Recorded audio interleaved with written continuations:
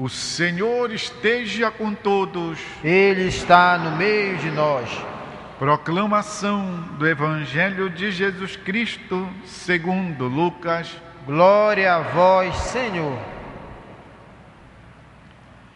Naquele tempo, o tetrarca Herodes ouviu falar de tudo o que estava acontecendo e ficou perplexo, porque alguns diziam que João Batista tinha ressuscitado dos mortos. Outros diziam que Elias tinha aparecido. Outros diziam ainda que um dos antigos profetas tinha ressuscitado. Então Herodes disse: eu mandei degolar João. Quem é esse homem sobre quem ouço falar essas coisas? E procurava ver Jesus. É palavra da salvação. Glória a vós, Senhor. Meus irmãos e irmãs, estamos no mês da Bíblia. Mês de setembro foi escolhido para ser o mês da Bíblia porque é o mês, como vamos comemorar dia 30, a festa de São Jerônimo.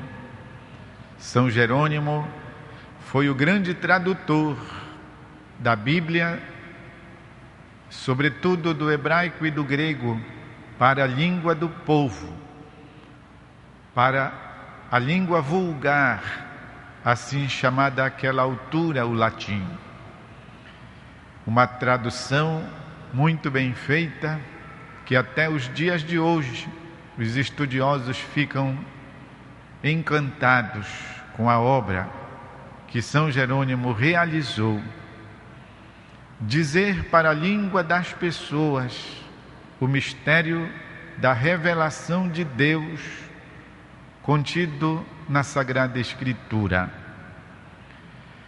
E quando convidavam o jovem que se encontrava em Belém de Judá, lá onde Jesus nascera, realizando este trabalho dia e noite, de dia a luz do sol, à noite a luz de cera, porque não tinha luz elétrica.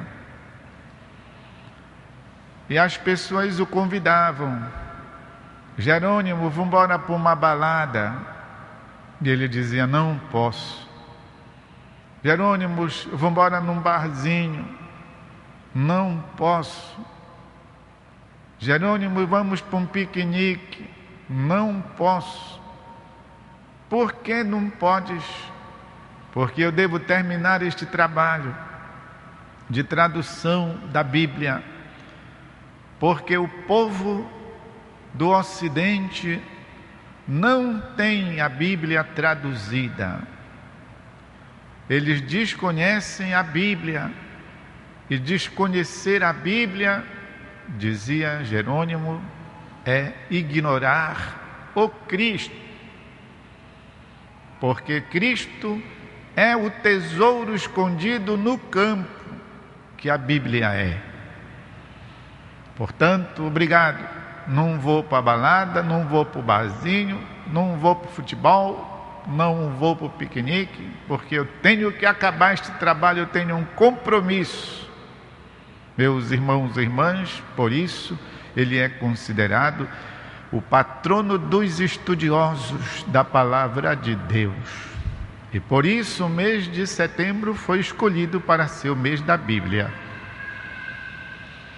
Hoje, a Bíblia nos oferece 2 trechos maravilhosos. Você que tem a liturgia diária, depois volte a ler ou a reler a primeira leitura, tirada do livro do Eclesiastes. É um livro de sabedoria, anotadas por várias gerações. Um homem muito sábio anotou, e quando ele morreu, deixou para o filho, que completou, aprimorou estas sabedorias. E este, falecendo, deixou para o filho dele, ou seja, para o neto do que começou essas anotações. De modo que são 3 gerações que meditaram, aperfeiçoaram esses escritos sabidos. E uma das observações feitas por estes sábios é esta: na vida tudo é vaidade. Vaidade, tudo é vaidade. O que é a vaidade? A vaidade é uma ilusão. A vaidade é uma fogueira feita de paneiros, feita de gravetos bem sequinhos. Não tem durabilidade, não tem consistência. É um balão feito de papel crepom, vulnerável, seja ao fogo, seja à água. Sobra nada. Foi só aquele negócio aparente, enfeitado. A vaidade é isso, diz ele. Proveito, por isso, vai fazendo a lista. Que proveito tira o homem de toda a trabalheira que ele tem, de toda a fadiga debaixo do sol, que depois tudo isso termina em nada. Todo dia a mesma coisa, o sol se levanta, o sol se deita, vai do norte para o sul a ventania, todos os rios correm para o mar, tudo é penoso, tudo é difícil para o homem explicar. Quando se pensa dizer, está aqui uma coisa nova, nova, todo mundo já sabe isso, não tem nada de novo debaixo do céu. Portanto, a conclusão, e vamos prosseguir nesses dias, a leitura do livro dos Eclesiastes, tudo é vaidade. Santa Teresa dizia, tudo passa, tudo é uma ilusão. Só amar a Deus que não passa nunca. Amar a Deus está sempre na crista da onda, dizia Santa Teresa de Jesus, a grande. O que importa então? Amar a Deus. O Evangelho nos mostra uma experiência interessante, meus irmãos e irmãs, esta feita por Herodes. Herodes era um homem tão cruel que ele mandou matar as crianças de Belém para se precaver, porque disseram que nasceu o rei dos judeus. Epa, que é isso? Quanto tempo mais ou menos tem que nasceu esse rei dos judeus? Tem uns 6 meses para 1 ano, mata os de 3 anos para baixo, todos, de modo que então não tem escapatória, caso ele tenha nascido um pouco mais.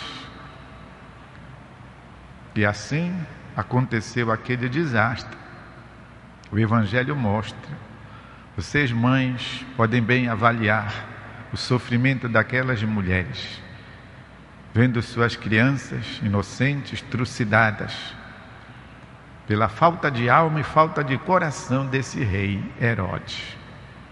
Pois é, acontece que os brutos também amam, e o coração desse bruto ficou desejando, olhem só, ver Jesus, encontrar-se com Jesus, porque vieram contar para ele sobre este jovem nazareno maravilhoso, e não sabendo dar uma explicação sobre a origem de Jesus, começaram a dizer, é João Batista, é a alma penada dele que está aparecendo aí. Outros disseram, não é João Batista, é Elias, porque Elias é que era um profeta assim, forte, como esse de Nazaré. Ou outros diziam, não, deve ser algum dos grandes profetas, deve ser o Jeremias, deve ser o Isaías. Mas Herodes sabia, disse, não pode ser João Batista, eu mandei matar ele, trouxeram aqui na minha frente, a cabeça dele numa bandeja. De qualquer modo, assaltou o coração dele uma vontade e procurava ver Jesus. E no Evangelho, logo no começo, diz que ele tinha ficado perplexo, alguma coisa o impressionou. A alma desse homem, embora embrutecida, desejou algo. Desejou Deus. Meus irmãos e irmãs, todas as pessoas têm no seu coração o desejo de Deus. Já Platão, que era um filósofo, embora do tempo clássico da Grécia, mas era um pagão, não conhecia a revelação divina. Ele, no entanto, por conta da experiência universal de todas as pessoas, chegou a esta conclusão: no coração de todo homem há uma sede do infinito. E por isso há também uma experiência de vazio. Quando esta sede não é saciada, quando esta vontade não é satisfeita, quando este absoluto não é alcançado, se estabelece uma espécie de sede, de fome, que muitas vezes encontra a sua explicitação na tristeza, na angústia, e não poucas vezes até mesmo no desespero e na doença. Certa vez, comentando a respeito destas coisas todas, que poderia ser, por exemplo, a depressão, que está à origem disso, uma velhinha gritou: falta de Deus. Uma resposta que faz a gente refletir. Falta de Deus. Vocês sabem, quando uma pessoa está doente, que ninguém consegue descobrir, é uma luta. Já percorreu tantos médicos, já fez tantos exames, já viraram a pessoa do avesso e não se consegue descobrir a doença. Isso também acontece na alma da gente, meus irmãos e irmãs. Acontece na nossa alma. Não saber o que está se passando, não saber dar nome para aquela espécie de apatia, de tristeza.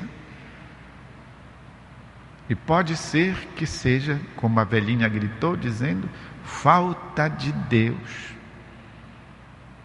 Até mesmo, muitas vezes, a revolta, que é alguma coisa assintosa, barulhenta, também esconde atrás de si a sede de Deus. Como não está sendo satisfeito aquele coração, ele se rebela. Mas esta rebeldia tem o mesmo nome, a mesma doença: falta de Deus. E as consequências são tão assim alarmantes como nós sabemos. Por isso, meus irmãos e irmãs, um convite a que não só nós desejemos ver Jesus como Herodes, mas que nós também, façamos passos, que possamos colocar-nos a caminho. Eu vou procurar, eu vou ler a palavra, eu vou para a Santa Missa, eu vou para a adoração, eu vou para o grupo de oração, eu vou fazer esse cursinho bíblico, eu vou orar, eu vou aprender o texto da misericórdia, eu vou rezar, eu vou me dedicar ao amor a Nossa Senhora, eu vou procurar cultivar uma vida de purificação. Tem tantos jovens, também dos que vêm aqui na nossa celebração, que se impõem até viver a castidade. Eu vou viver a castidade, ainda que difícil, mas vou viver. O meu coração sente paz, sente sossego. Eu sinto uma energia muito grande quando busco viver a castidade. Muitos dos que vêm aqui às celebrações vêm se fortalecer na Santa Eucaristia para viver esse dom, porque lhe faz bem à alma, ao coração e ao corpo. Tomar decisões, isso significa dar passos. Senão vai acontecer igual como Herodes, que morreu só com vontade de ver Jesus, mas não o pôde encontrar. Vamos fazer um instante de silêncio, a fim de cada um, conhecendo e sondando o seu coração, a sua alma, possa entender o que significa isso. Dar passos para encontrarmos com Jesus e saciar a sede ou a fome que há em nosso mais profundo íntimo.